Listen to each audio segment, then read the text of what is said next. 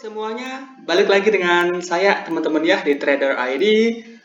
So, seperti biasa hari ini kita akan membahas IHSG dan 6 saham. Dan sebelum kita lanjut ke pembahasan, disclaimer on dulu ya, karena video ini bukanlah ajakan untuk membeli maupun menjual suatu saham tertentu.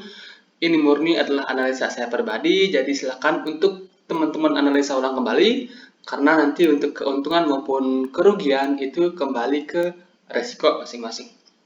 Yang pertama IHSG ya. IHSG hari ini kembali melanjutkan koreksi 0,44%, ditutup di level 6911.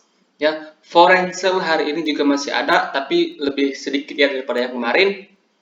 Nah, indeks juga hari ini confirm jebol support minor di 6920-an. So, menurut saya pribadi, IHSG itu ada chance untuk kembali menunjukkan penurunan seperti analisa sebelumnya, yaitu ke 6.800-an ya. Dan ini akan jadi support yang cukup krusial untuk IHSG.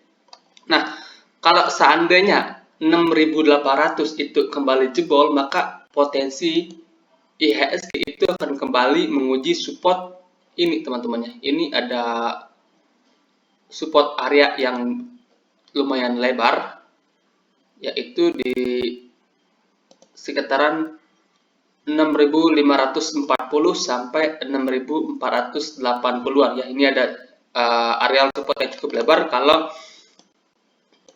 seandainya nanti IHSG itu jebol dari 6.800. Kalau view saya pribadi sih 6.800 itu potensi untuk menahan IHSG. Nah, kalau seandainya itu jebol ya,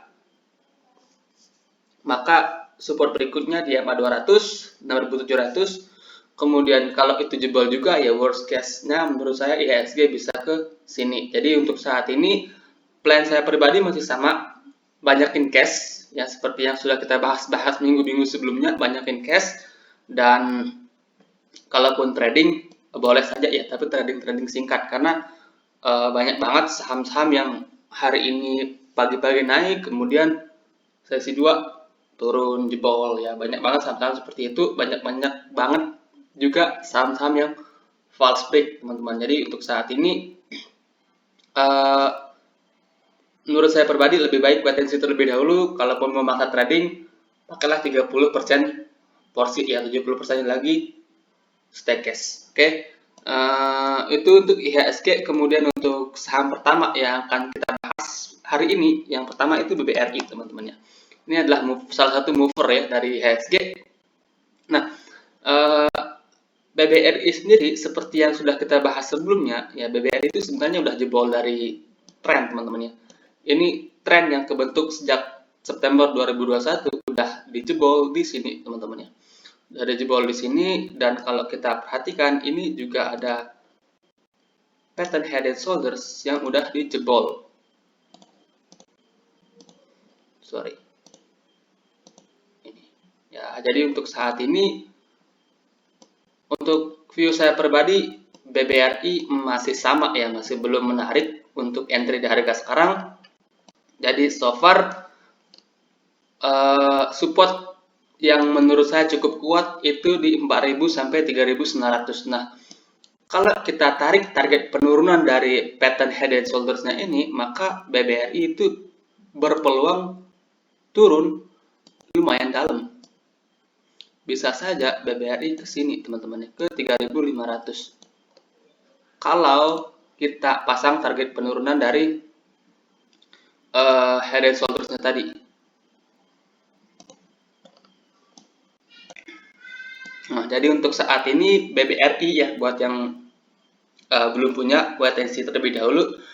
Buat yang udah punya dan masih nyangkut atau istilahnya floating loss, perhatikan porsi kalian. Kalau porsi kalian gede atau kegedean, bisa consider untuk kurangi porsi. Nah, kalau porsi kalian masih kecil, kemudian cash kalian banyak, ya bisa hold, nanti entry lagi di bawah. Nah, menurut saya pribadi, BBRI itu masih ada peluang untuk nutup gap di 4.800-an. Tapi kapan itunya yang masih kita nggak tahu ya, dan semua orang I think nggak tahu kapan BBRI akan nutup gap itu. But menurut saya pribadi tahun ini ada potensi gap ini ketutup. So untuk saat ini yang punya BBRI yang masih floating loss, kalau porsinya kegedean kurangi, kalau porsinya masih kecil ya bisa hold kemudian averaging down nanti di bawah. Oke. Itu untuk BBRI. Kemudian batu bara juga masih belum oke. Nikel-nikelan juga masih belum oke, teman-teman. Jadi komoditi per saat ini juga masih belum oke.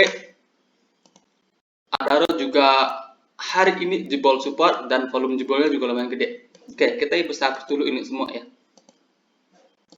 Kalau kita perhatikan Adaro, kita tarik tren, Adaro juga sebenarnya udah patah tren, teman-teman ya. Kalau kita tarik tren dari sini, Adaro itu udah patah tren di sini. Nah, kalau kita tarik dari lebih bawah lagi, dari sini, Adaro itu belum, bisa dikatakan belum patah trennya. Nah, jadi untuk support terdekat dari Adaro itu ada di 2650 sampai 2700. Nah, so kalau seandainya ini dijebol juga ya, support ini dijebol juga, maka next support ada di sini di angka 2150 sampai 2200. So jadi untuk Adaro masih sama dengan BBRI tadi ya, masih wait and see terlebih dahulu. Majority saham coal dan banking, kemudian nikel-nikelan untuk saat ini masih belum menarik semua, teman-teman ya. Untuk saat ini masih belum menarik semua, dan Adaro juga ada gap down di atas ya di 3400. So kalau seandainya dia nanti koreksi agak dalam sampai ke sini, menurut saya sih bisa untuk koleksi ya di sekitaran 2200. Nah, dan view saya pribadi, Adaro itu berpeluang adanya technical rebound ketika dia nyentuh 2700 atau 2650, maybe akan bisa seperti ini ya. Turun dulu, kemudian rebound lagi. Ya, sorry. Belang ya. Maybe bisa gini. Potensi ada ya, potensi seperti ini ada. Jadi untuk saat ini ya, buat teman-teman yang tadi belum punya Adaro, kalau kalian mau spekulatif buy, istilahnya nyoba beli, nunggu di harga saat di bawah, tunggulah dia di sekitaran 2700 sampai 2650. Tapi karena ini sifatnya spekulatif ya, istilahnya masih agak gambling ya, maka porsinya kecil, just for trading jangka pendek, menunggu dia ada technical rebound. Itu aja sih untuk saat ini. Kalau untuk swing di Adaro menurut saya masih belum. Nah, buat teman-teman yang udah kena trailing stop, wait and see terlebih dahulu. Yang masih hold dari harga atas, yang nyangkut perhatikan porsi ya. Kalau porsinya kegedean bisa kurangi dulu ya. Oke. Itu untuk Adaro ya. Jadi untuk banking, kemudian batu bara dan nikelan juga belum oke ya untuk saat ini. Nah, yang menurut saya masih menarik itu Raja ya. Cuma sayangnya Pegas hari ini dia confirm jebol dari 1600-nya ya. Jadi Pegas itu bisa dikatakan jelek, tapi Raja ini kelihatannya masih oke, teman-teman ya. Raja ini kelihatannya masih oke. Kalau kita perhatikan dia konsolidasi, volumenya itu tipis-tipis, teman-teman ya. Nah, dari segi tren Raja ini juga kan trennya masih bagus ya. Dia dari harga 188 naik sampai 400 itu udah beggar. Kemudian di sini itu looks like ini Raja akan membentuk pattern ascending triangle dengan support kuatnya itu ada di 320 ya. Jadi untuk saat ini kalau seandainya raja koreksi lagi volume tipis di dekat-dekat 320 itu menurut saya ya boleh buat koleksi raja. Nah, kalau seandainya nanti dia jebol 320 bisa consider untuk out dulu dari raja, teman-teman. But kalau kita perhatikan potensi raja untuk lanjut itu menurut saya masih ada dan chance dia untuk lanjut itu cukup besar, teman-teman. Karena kalau kita perhatikan dari volume dia konsolidasi itu tipis banget, bisa jadi ini adalah reaccumulate dari market makernya. Oke. Itu untuk raja. Kemudian yang hari ini kelihatannya cukup menarik yaitu ada IMJS. Nah, IMJS hari ini dia naik 7% lebih, ditutup di level 372 ya. Oke, ini kita bisa hapus dulu gambar kita yang terdahulu ya. Kalau kita perhatikan dari segi tren, ini IMJS bisa dikatakan trennya masih downtrend. Dia udah downtrend sejak September 2021 ya. Jadi barulah dia istilahnya downtrendnya. Nah, kalau kita perhatikan dari level tertinggi 18 Maret, hari ini IMJS itu break pattern yang namanya falling wedge. Kalau kita perhatikan hari ini dia break pattern falling wedge, volumenya gede. Kemudian di sini juga kalau kita perbesar lagi ada pattern double bottom yang di break.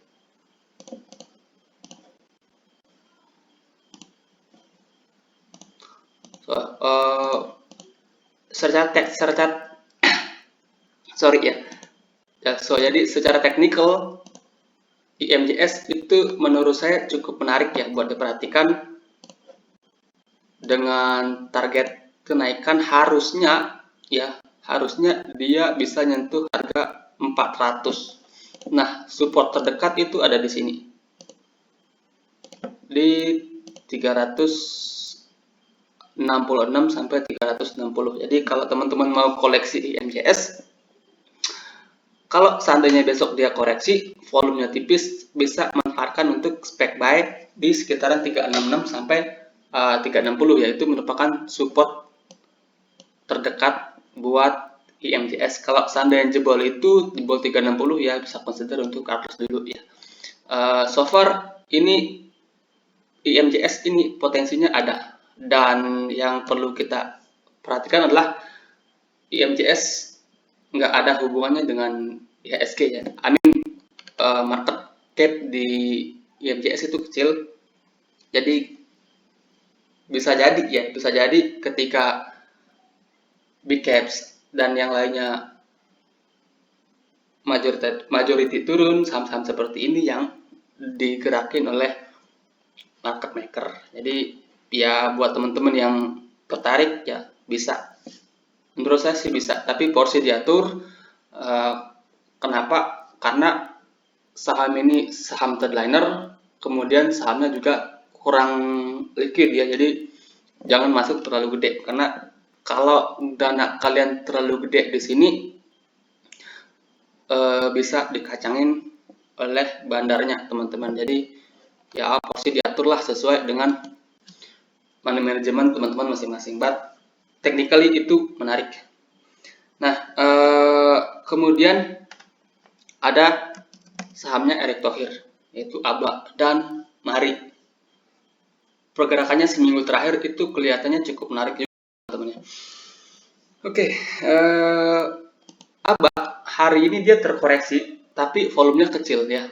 Hari ini dia terkoreksi, volumenya kecil dibandingkan dengan seminggu terakhir dia volumenya gede-gede. Dan kalau kita perhatikan ini kita bisa hapus dulu ya. Ini sebelumnya kita fail beberapa kali ya. Nah, ABA dia 2 hari yang lalu break resist di 220. Dan ini kalau kita lihat looks like double bottom double bottomnya ala Wyckoff ya, dengan bottom kedua yang lebih rendah. Nah, kalau kita perhatikan support terdekat itu ada di 220. So, kalau seandainya teman-teman mau koleksilah dari harga sekarang ke bawah sampai 220. Under 220 ya, beberapa tick under 220 bisa consider untuk cut loss.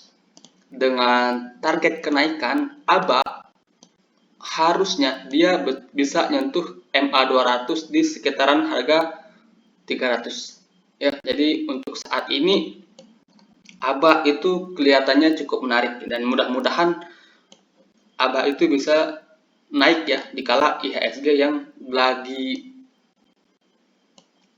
bisa dibilang IHSG itu minim sentimen positif, kemudian kebanyakan sentimen negatif dari global. Kalau dari lokal sendiri sebenarnya nggak ada sentimen yang negatif ya, cuma sentimen negatifnya itu dari global, yaitu angka inflasi yang tinggi, kemudian kenaikan suku bunga The Fed, dan perang Rusia Ukraina. Kalau dari sisi kita sendiri, Indonesia sendiri sebenarnya baik-baik saja, neraca dagang kita oke, kemudian inflasi kita bisa dibilang oke ya.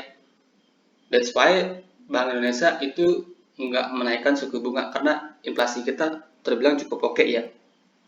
Nah, cuma memang dari sisi ekonomi global yang masih bergejolak dan masih belum pasti arahnya kemana, itu yang menyebabkan IHSG dan bursa saham lainnya juga majority terkoreksi teman-teman. Nah, oke, itu untuk ABA. Kemudian yang terakhir itu BRMS. BRMS turunnya itu bisa dibilang lumayan sakit juga ya. Nah, BRMS dia turun dari level tertinggi 300 sampai saat ini udah di 246 ya. Bisa dibilang cukup sakit juga ya penurunannya. Nah, saat ini sebenarnya BRMS itu udah dekat support di 240. Dan kalau seandainya itu dijebol juga, maka last banget itu di 230. Dan majority trader atau swing trader yang udah beli di bawah itu biasanya akan ikutan jual kalau dia jebol dari 230 ya, kalau dia close dari 30, karena 230 itu kan tren. Kalau kita tarik garis tren ya, 230 itu bisa dibilang akan bertepatan dengan jebolnya tren dari BRMS. Jadi kalau seandainya dia jebol dari 230, teman-teman bisa consider untuk cut loss buat teman-teman yang udah punya BRMS. Nah, kalau seandainya teman-teman mau spekulatif baik, tunggu dari 230 ya. Mengingat porsinya spekulatif, dia market juga lagi belum oke, belilah dengan dana kecil dulu ya, dengan dana kecil dulu. Dan kalau seandainya analisa kita benar, dia lanjut naik, averaging up nanti bertahap di atas ya. Itu ya untuk pembahasan kita hari ini. Jadi kesimpulannya indeks masih kurang oke, market global juga masih kurang oke, jadi itu ngefek ke kita. Foreign sell seminggu terakhir juga cukup gede ya, jadi untuk saat ini stay cash aja lah dulu, wait and see. Buat teman-teman yang nggak bisa trading jangka pendek, liburan aja dulu teman-teman ya. Oke, sekian, terima kasih.